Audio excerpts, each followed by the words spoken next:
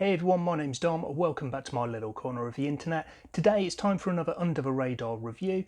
This is a book that I've seen plenty of times elsewhere, but nothing so far on YouTube, and today we need to remedy that because this is a book that I think people need to be talking about.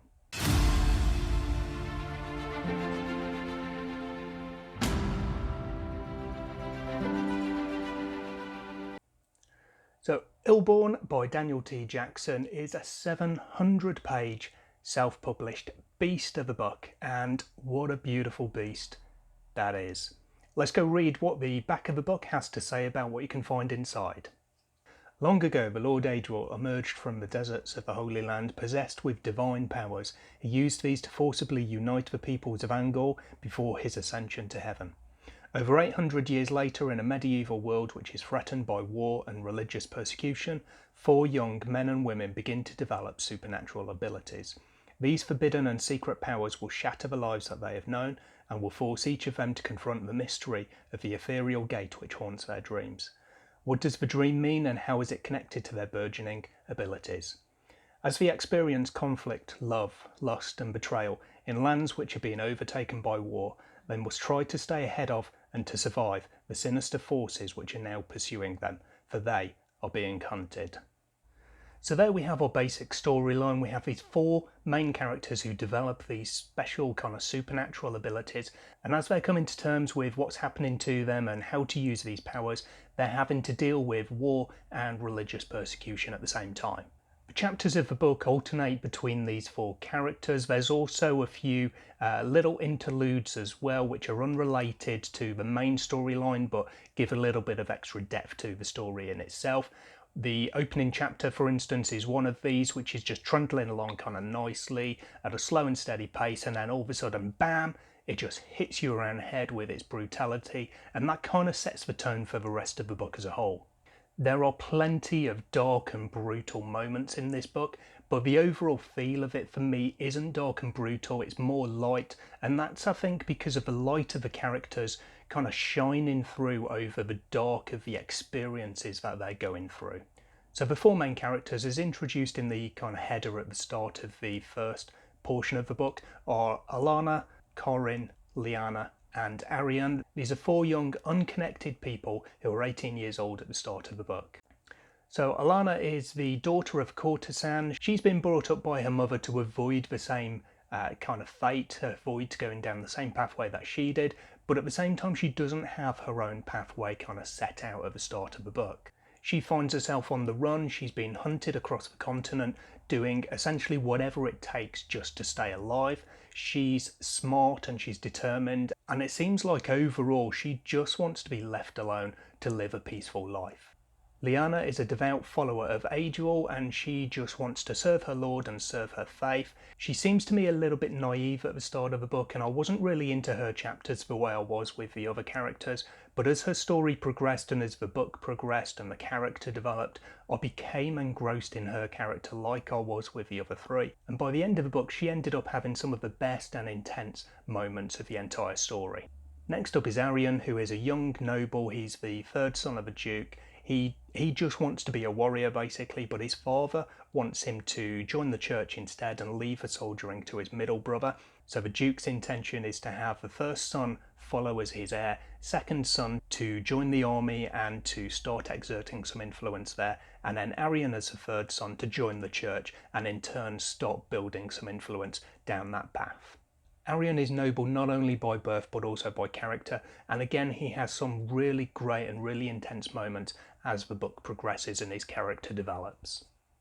Corin I've left till last because he's kind of a little bit different to the other characters. So while Alana and Liana and Arian are based on essentially one continent, Corin is based on a completely different continent. His story takes place in a completely different place, and it's got a very different feel to the setting where we find him compared to the other characters. So he's in a land of essentially Viking-esque clans, and instead of the towns and the cities that we see our other characters in, with Corin we're looking at little villages and the wilderness of this different continent. So while longboats and raids are part of Corin's everyday life, he doesn't really feel like he's cut out for that life. He's not built for war and he doesn't have a taste for war. So these young characters grow quite a bit as the book progresses.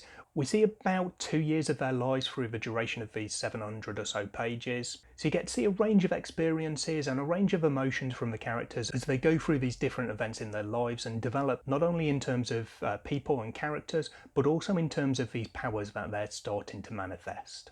So the world itself is nicely put together. We spend most of the time on one continent where we've got countries like Dame Magnus and Andor and the Empire of Alanis.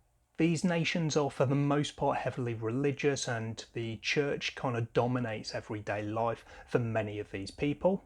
We see a lot of the lore of this world through the religious teachings and the upbringings of the individual characters, but we also see quite a lot of the dark side of this particular religion and the way that it's handled on this world, with holy warriors who hunt down heretics, torture them and burn them at the stake. So that's where a lot of the dark elements of this book come from.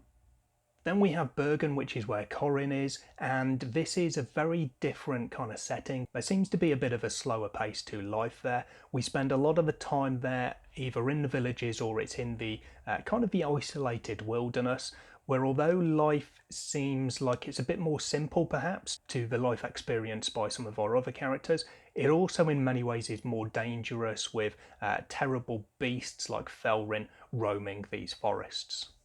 The magic in this world is something that I really liked. I enjoyed the way that it's introduced and we're experiencing it kind of for the first time along with our characters. There's no magical teachings or guidance that they have, so they're learning things for themselves. They're trying to figure out what it is essentially that's happening to them, and then to develop ways that they can control and guide these forces that are manifesting within themselves. So that's a really interesting element to the story, and I like the different paths that it takes us down and the different kind of methods that our characters dream up essentially to cope with the situations that they find themselves in.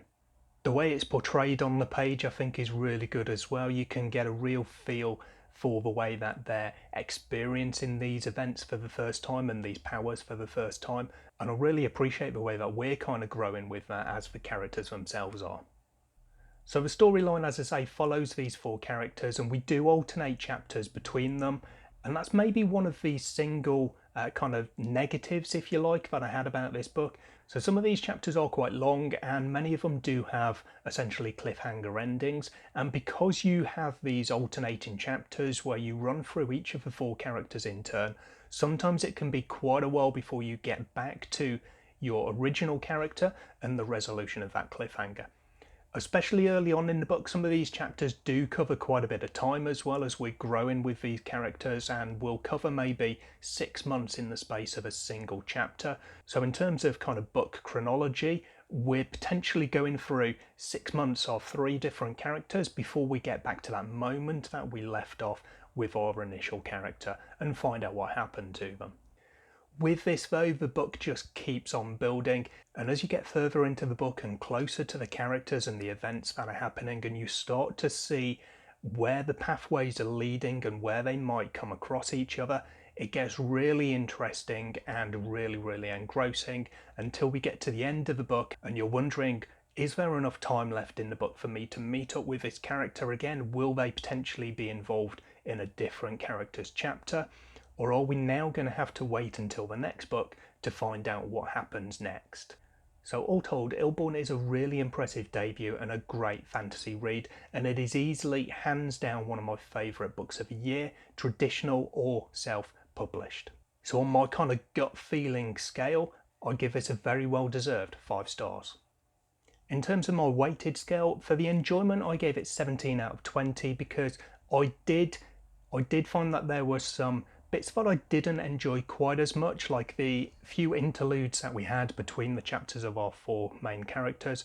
I could have taken those out of the book completely and still enjoyed it just as much, maybe just a little smidge more, because I felt that they just took me a little bit out of the chapters that I was enjoying. For the world, 16 out of 20, a really good start. I can see there's a lot of scope and there's a lot of potential for this particular world, but I really like what we did see of it. I really like the way the magic was looked at, and I really liked the religion in this book and the way that they create a lot of the conflict. I just like the way that all of those things were handled and how they all came together. The characters for me were 17 out of 20, and just focusing on the 4 main characters, I really liked all of them, although 1 or 2 of them maybe took just a little while to get going for me. But by the end of the book, I thought we had a lot of development for all 4 of them, and we ended up with 4 really interesting characters, and then a cast of supporting characters who really built on and enriched those 4 stories as well. The plot was 16 out of 20. Again, really enjoyed this one. For the most part, I was happy with the way it went, and we ended up with some really impressive moments. I just felt that there were a couple of things that I might have enjoyed a little bit more, maybe a little bit more interaction with between some of the characters, but that definitely is something that there's the potential for in the second book in this series. The writing style then was 8 out of 10 for me. I just thought it was really easy going, really easy to read, really nice accessible prose, and I had no issues whatsoever with any of the text over the course of these 700 or so pages. Pace then is 3 out of 5. I did find that there were a few slower parts, as I said, those interludes which just took me out of the story a little bit. Outside of that, I felt that generally it was well paced and we had a good balance between those faster and those slower paced moments. Then the discretionary side of things, for me this one's 2 out of 5 for Illborn. I like the cover. It's maybe a little bit basic, and I've seen a few people commenting on the recognition of the sword on the cover, but I like it, and I love that we've got a nice map with this and a nice colour map that I was able to get courtesy of the author for use in the video, so thank you Daniel for that.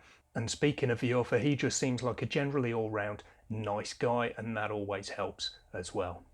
So overall for Illborn by Daniel T. Jackson, that is a fantastic score of 79 on my weighted scale, which puts the book at equal 24th on my long list of books that I've reviewed using this scale. So some absolutely fantastic company for Illborn to be in. So there we have one of my favourite books of the year so far, and we're coming towards the end of the year, so that is definitely the high praise that it sounds like. If you haven't read Illborn yourself, I definitely recommend picking it up and having a look at it. It's a really enjoyable, epic fantasy read with lots of great elements thrown in there. If you have read it, let me know in the comments down below what you thought of it. And if you haven't, what are you expecting from it? Is it something that's been on your radar? And if not, is it on your radar now? As usual, if you've enjoyed this review, give a thumbs up. Hit the subscribe button if you haven't already done so. I'll hopefully see you in another video soon, but until then, as always, take care of yourselves, read some good books. Bye for now.